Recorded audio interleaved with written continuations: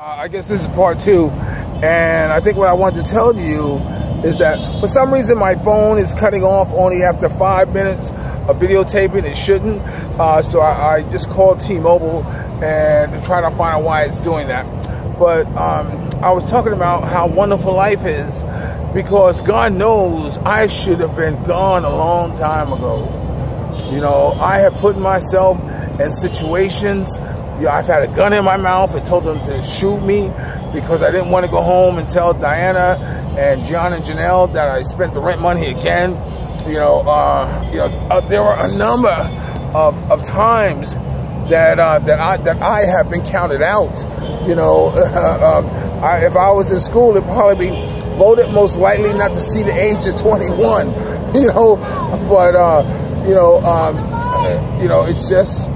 Only by the grace of God I'm here today. You know, and by the grace of God, God has left me with only people of quality who are around me today. Quality, be that if they're on Facebook, the handful of people who actually I talk to, it's just wonderful. So the point of the matter is, don't give up, man. And although you might be going through something, rather it might be moving too fast. Moving too fast is a term I use for doing drugs. You have to find a direction in your life. You have to find a goal in your life. I always says it's not a matter of what you are doing, of moving too fast. It's a matter of what you do while you're moving too fast, but you have to find a reason to get up in the morning. You have to find a project, so that you can accomplish on a day-to-day basis to make you feel or give you some type of self-worth, some type of gratitude in your life. You have to do that because it's so important that you love you, man. If it wasn't for the fact that I reached a point in my life, because let me tell you, there was a long time in my life where I did not like me. There was a long time of my life where I thought God really gave me the short end of the stick, and I mean that in more ways than one. But then you know what? There came a time in my life where God had told me to accept me as I am. And I've accepted me as I am. And I've learned that, there was most of the time in my life, in order for me to be somewhere, I had to have something to offer. That's why I became a photographer. Because this way my photographer gave me a reason to be there. It gave me an existence. It gave me an identity. It gave me, the camera was my carte blanche. And then ultimately there came a point in time in my life where I decided to put my camera down.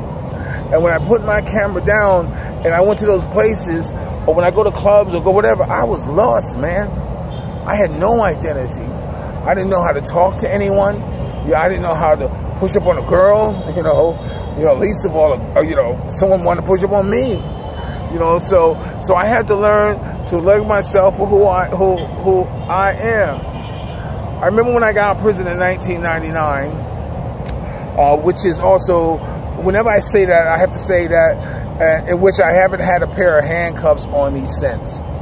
Because, in fact, every time I go back to New York, some people, there has at least one person who says, "When did you get out?" What do you mean, when did I get out? I was never in, so it's like, I have to say that I have not had a pair of handcuffs on me since 1999, and that has to account for something rather than my being in there one time or another. But when I got out, after moving too fast for maybe 10 years before then, which is all I knew, I had to learn again who I was. I had to learn again what it was that I like to do, what I like to see, where I like to go. So I had to take myself to restaurants. I had to take myself to art galleries. I had to take myself to events by myself that I liked, because I had to get to know me again. I had to get to love me again.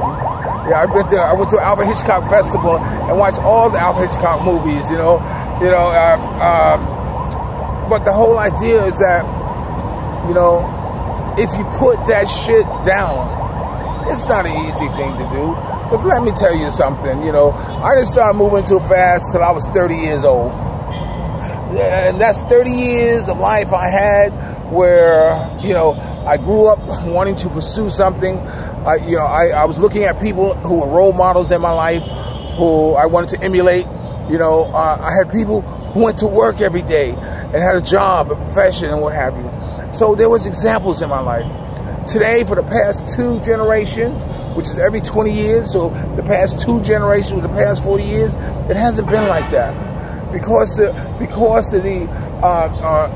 the bombardment of drugs into our society, that, you know, it's not only you doing drugs, but your mother doing drugs, your grandmother doing drugs, and kids are coming up today in a drug-infested environment. So how are they going to pull out of that? So it's not easy. It's not easy. But let me tell you something. When I worked on the assembly line, the Ford Motor Company, I knew that's what I wanted to do. It's easy to know what it is that you don't want to do. The hardest thing in life is to know what it is that you do want to do. And I want to tell you a secret. The secret is first trying to figure out where you want to be in life. You know, we all can't be astronauts. We all can't be in that space shuttle going up, you know, going up to the sky. But some of us would be just fine being on a launch pad, brushing the dust off that thing before it took off, because that's where you want to be.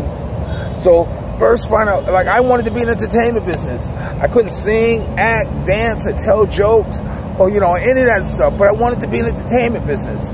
So I looked around.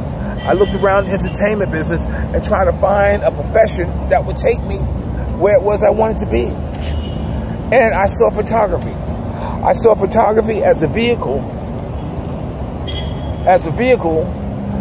that would get me into the entertainment business. Because I figured everybody would need a photographer at some point in time. And it has. It has taken me on a journey of a lifetime. A journey as a lifetime. And although I'm always admitting that at some point in time, you know, I became a pharmacist, which is code for dealer in the entertainment industry, where I was a photographer and a pharmacist, you know, and I'll tell you right here and now, if it wasn't for that, I wouldn't have the rich archives of photographs I have because of that. Because although, you know, I was in that line of work and in that business and, you know, in that environment, I still made the best of it. You know, I looked beyond what I was doing and still focused on the prize. You know, so you know, it's, you know, you have to first decide on what it is you want to do. I know here in the Philippines it's extremely hard. It's extremely hard because people who are born poor are more likely to, to perpetuate, this, although it's available. But that being said, like Manny Pacquiao, who's fighting tomorrow night. He's fighting tonight. That I plan to go and watch it at one of the Irish bars with a lot of Aussies there. Look at the lead singer from Journey today. He's Filipino. Who they all lived in the, I don't know about Pacquiao. I can't go that far as saying that. But I know the guy from Journey did, the lead singer who replaced Steve Perry. You know how hard it is?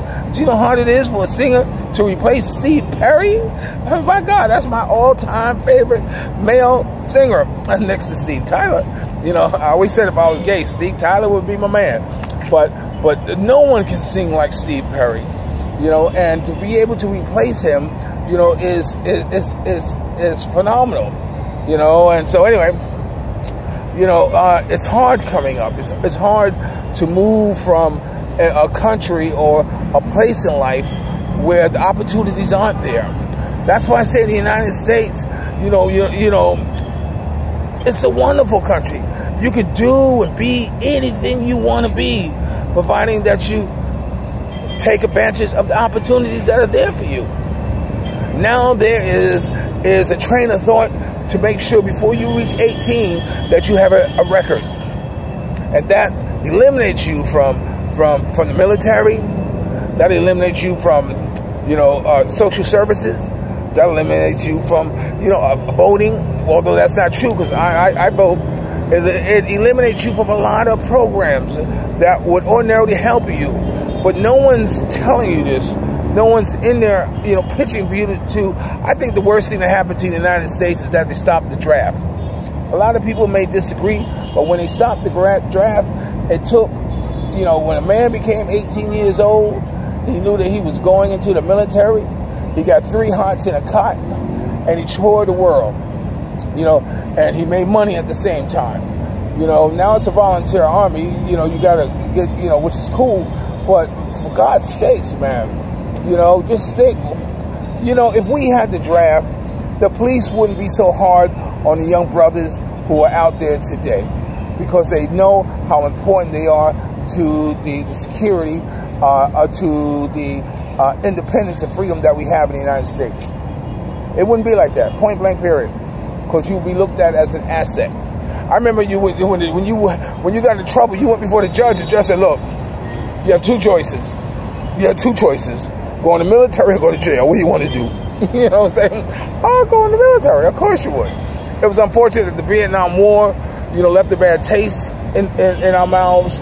And it was unfortunate that the wealthy were able to skirt the draft. So, that was, among other things. But I think that's what really messed up the United States. Because, that's the way it is. They're fighting here in the Philippines, in, I can't pronounce the country, but anyway, they have a group here, they're now fighting in one city, and Muslim extremists, so they say, and what have you. But how can it be Muslim extremists when you finally get their stronghold and you find, millions of dollars worth of drugs in their stash house? How can you say it's a religious war when you're busted with all these drugs that you're bringing into the Philippines to be distributed to the people? You can't say it's about God then. You can't say it's about Allah then.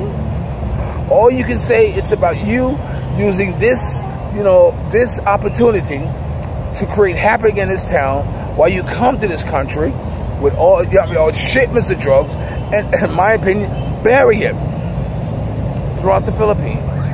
That's what I think they're doing. I think they're burying stashes amounts of drugs throughout the Philippines. You know what I'm saying? So that at later times, bring someone in, dig it up, and go back into the business. This is my thought. Because there's so much areas around. I mean, there are papers that had all this drug. One of the biggest drug busts ever done, were found in the stronghold of these insurgents. So what are you talking about? It's about God? I don't think so. So anyway, I read also how President Duterte is arresting, high official police officers, politicians, who are involved in the drug trafficking in this country. I just found out today, did you know that his own son he killed? I'm telling you how I have to research the story, to be honest with you.